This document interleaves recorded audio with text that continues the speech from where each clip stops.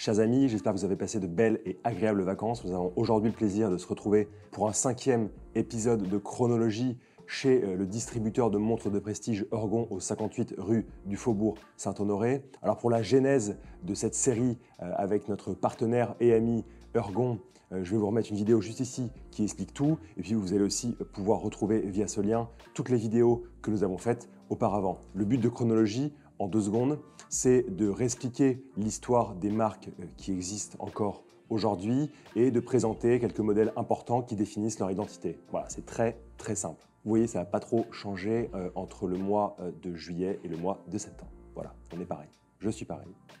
Vous êtes pareil. Nous sommes pareils. Merci. Évoquer l'horlogerie suisse, c'est une chose et nous l'avons faite. C'est un homme politique comme ça. Évoquer l'horlogerie japonaise, c'est une chose et nous l'avons faite, avec grand Seiko évidemment, vous vous en doutez. Mais évoquer l'horlogerie allemande, c'est une autre paire de manches. Et d'ailleurs, à toutes les personnes allemandes qui vont nous regarder, je vous demande de ne pas juger mon accent allemand. Je ne sais dire qu'une seule chose en allemand, c'est Achtung vor Taschendieben, qui veut dire attention au pickpocket, qui me provient du métro. Voilà, merci.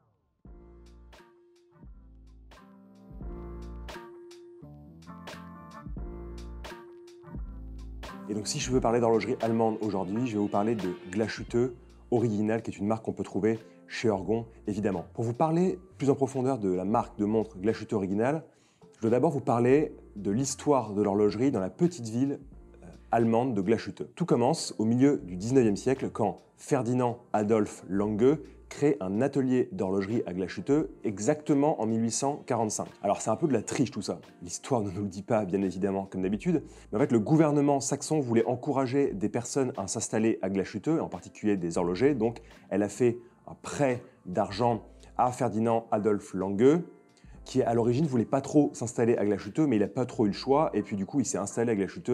Il a ouvert avec son fils en 68, il a renommé la marque à Langenzone, et il a commencé à former beaucoup de personnes pour tous les métiers de l'horlogerie.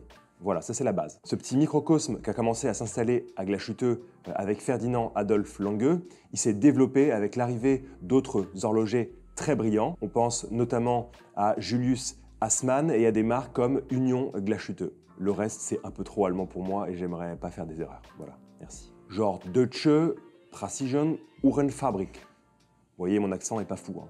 Je vous avais prévenu. Quelques années plus tard, on a des horlogers indépendants assez brillants également qui arrivent à Glashütte. On pense par exemple à Maurice Grossmann. Voilà. Donc la demande pour des montres de précision à Glashütte explose, entre guillemets, et cela nécessite un nombre croissant d'artisans et des nouveaux savoir-faire. C'est pourquoi, avec l'aide du gouvernement, Maurice Grossmann, le 1er mai 1878, inaugure l'école d'horlogerie de Glashütte, voilà, pour former des bons petits élèves à faire des bonnes petites montres de précision à Glashütte. Alors l'école a rapidement gagné une réputation incroyable, notamment grâce à des horlogers comme Alfred Helwig qui étaient des professeurs là-bas. Donc Alfred Helwig, on en parlera un peu plus tard, mais c'est celui qui a créé le tourbillon volant. Donc voilà, c'est un personnage un peu important de l'histoire de l'horlogerie. Je vous passe tous les détails, toute l'évolution de la demande, des montres de gousset, puis après des montres bracelets. Peu importe, on va faire un petit bond dans l'histoire. On se retrouve après la Seconde Guerre mondiale. Et là, gros problème, la ville est bombardée par les Russes. Donc quelques ateliers quand même sont détruits avec l'outillage et tous les ravages que peut faire la guerre sur les personnes. Et comme si ce n'était pas assez, après la guerre, la ville est occupée par les ennemis et du coup, ça rend tout ça compliqué et les manufactures horlogères sont nationalisées sous le même drapeau, la Web Glashütte Uhrenbetrieb. Encore une fois, un accent allemand parfait. Merci. Se produit alors forcément un changement dans la manière de faire des montres parce qu'on industrialise un peu plus le processus et on n'est plus dans l'idée des tout petits ateliers, etc. Alors forcément, la production est de très bonne qualité par rapport à ce que faisaient les Russes à l'époque. On va un peu leur casser du sucre sur le dos. Donc voilà, une production qui s'intensifie, qui s'industrialise et beaucoup plus de monde qui sortent des ateliers de Glashütte sous l'occupation. On pense donc à des modèles comme les Gube Spezimatic et les Gube Spezikron que vous pouvez voir si vous allez sur eBay ou sur d'autres plateformes ou sur des plateformes de vente aux enchères qui sont des montres de cette époque-là exactement. La chute du mur de Berlin en 1989, c'est le retour à la privatisation du Gube Glashütten Uhrenbetrieb. Je me la pète un petit peu, je sais.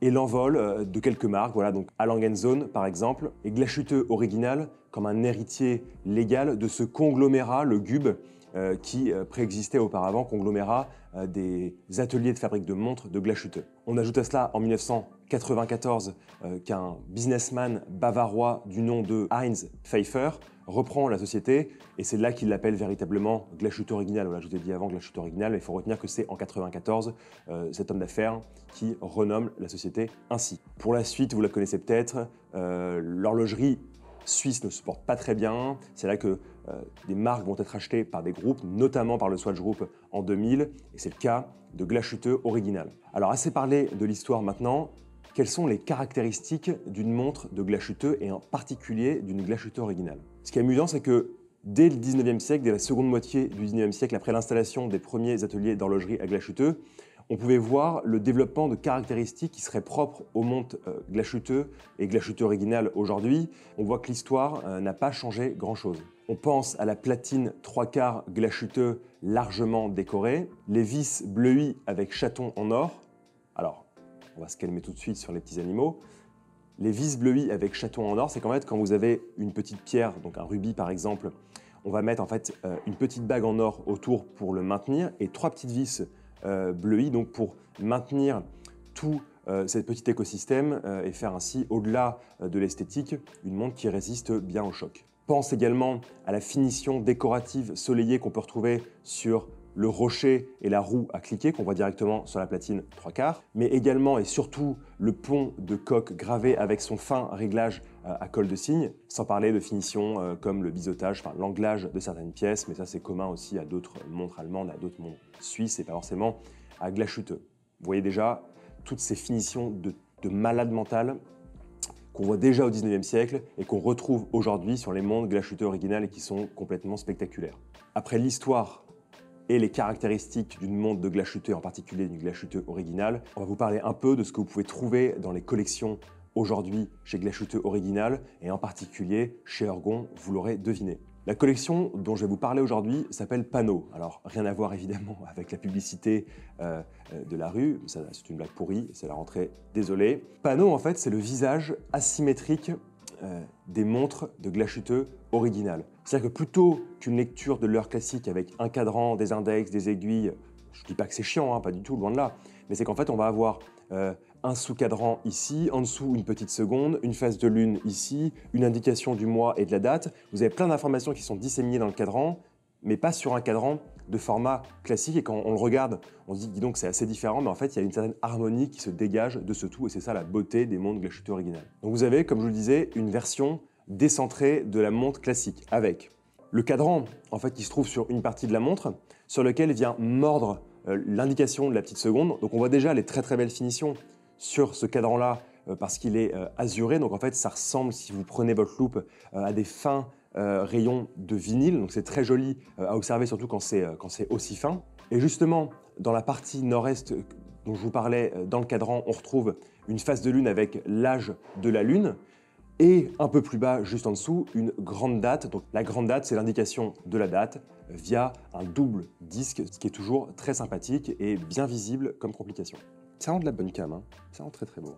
Alors vous avez plusieurs déclinaisons de cette montre, à la fois en acier, mais aussi en or jaune ou en or rouge, avec une taille, un diamètre de 40 mm, donc c'est des montres qui se portent très très facilement. Ce qu'on voit sur le cadran, c'est une chose évidemment, c'est donné grâce au calibre qui anime la montre. Et le calibre, il a une importance toute particulière puisque je vous parlais il y a 5 minutes des caractéristiques de beauté qu'on peut trouver sur un mouvement Glashütte original. Ici, le calibre automatique 90-02 avec ses 42 heures de réserve de marche. Alors quand je dis automatique, encore une fois, vous avez une petite surprise quand vous tournez la montre parce que la masse oscillante ne prend pas tout le diamètre du calibre, mais aussi décentré. Donc c'est assez joli et ça permet en fait de mettre en valeur d'autres finitions sur la platine. Je ne vous parle pas des différentes finitions d'anglage. Alors je le rappelle, l'anglage, ça vise à venir prendre une pièce brute et à venir en fait la décorer sur les angles de manière à avoir une surface plane, polie, et c'est assez magnifique quand on regarde la montre. Ah oui, et surtout, petit détail, quand on parle des finitions Côte de Genève, en Allemagne, on se fait défoncer la tête, parce qu'en fait, on dit là-bas les côtes de Glashütte. Si on a Glashütte, on dit les côtes de Glashütte. Si on est à Genève, on dit les côtes de Genève. Si on est à Paris, on dit les côtes de Paris, mais ça n'existe pas. Voilà, ce que je veux dire, c'est que si vous arrivez devant un horloger de Glashütte un peu grand, un peu énervado, ou une femme, parce qu'il y a beaucoup de femmes horlogères à Glashütte, elle vous mettra probablement une énorme torgnole et elle aura raison. Voilà, merci. Merci pour elle, merci pour eux. Ça, c'était pour la panomatique lunar. Maintenant, je vais vous parler de la panomatique calendar. Alors, la panomatique calendar, c'est un peu comme si la panomatique lunar avait fait un enfant avec un calendrier. Donc, ça donne la même montre à très peu de choses près. Sauf qu'en fait, vous avez en plus dans le cadran, à côté de la grande date, une partie en saphir où on voit en fait l'indication du mois par transparence avec un petit module en dessous qui est noir. Donc en fait, vous voyez le numéro du mois s'afficher. C'est très joli. On pourrait penser que ça vient briser l'équilibre du cadran parce qu'il y a déjà beaucoup d'informations, mais en fait, pas du tout que nenni. Ça apporte une belle homogénéité, une belle harmonie et ça permet surtout l'information du mois et ça, on apprécie énormément. Sur ces montres-là, sur les panomatique calendar, on est sur un diamètre un peu plus grand, un diamètre de 42 mm, avec un mouvement différent qui apporte 100 heures de réserve de marche, donc ça c'est très sympathique aussi. Enfin, je vous parlais de la pano réserve, parce que c'est bien gentil les phases de lune, c'est bien gentil les dates. La pano réserve, c'est avant tout un choix. Le choix de troquer sa phase de lune, qui entre nous ne sert qu'aux personnes les plus poétiques qui nous regardent et qui portent ces montres, contre une indication de la réserve de marche qui, à mon sens, est beaucoup plus utile. Pourquoi ? Les montres de la ligne Pano Réserve sont des montres équipées de mouvements à remontage manuel. Donc en fait, vous devez remonter avec vos petits doigts la couronne qui elle-même va donner de l'énergie au ressort de barillet et vous allez voir cette réserve de marche grandir. Donc vous allez voir si vous êtes en réserve de marche faible ou en réserve de marche élevée. Ça n'aurait aucun sens, enfin ça n'aurait pas beaucoup de sens sur une montre automatique, mais là vous savez que quand la réserve de marche est basse, vous prenez votre montre, vous la remontez, vous leur donnez de l'énergie et tout va bien. Et en plus de ça, comme d'habitude chez Glashütte Original, l'indication ici de la réserve de marche s'intègre parfaitement au cadran, elle a chassé la phase de lune et c'est pas si mal en fait. Ce qui est personnellement un coup de cœur chez Glashütte Original avec cette pano réserve, c'est que le mouvement étant un remontage manuel, on ne voit pas de masse oscillante et on a pleinement la platine 3/4 décorée avec les côtes de Glashütte. N'oubliez pas, Glashütte.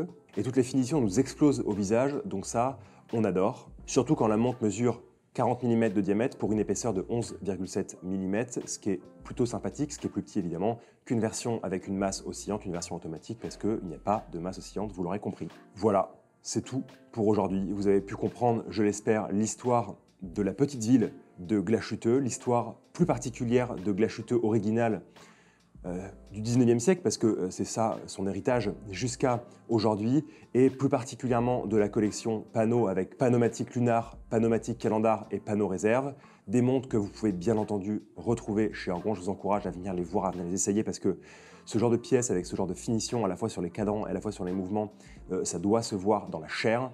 Et donc pour ça, 58 rue du Faubourg Saint-Honoré, vous connaissez déjà l'histoire. En tout cas, c'était un plaisir de réaliser cette vidéo aujourd'hui, cette vidéo de rentrée. J'espère encore une fois que vous avez passé de bonnes vacances. Et je vous souhaite tout le bonheur du monde pour cette rentrée, du courage.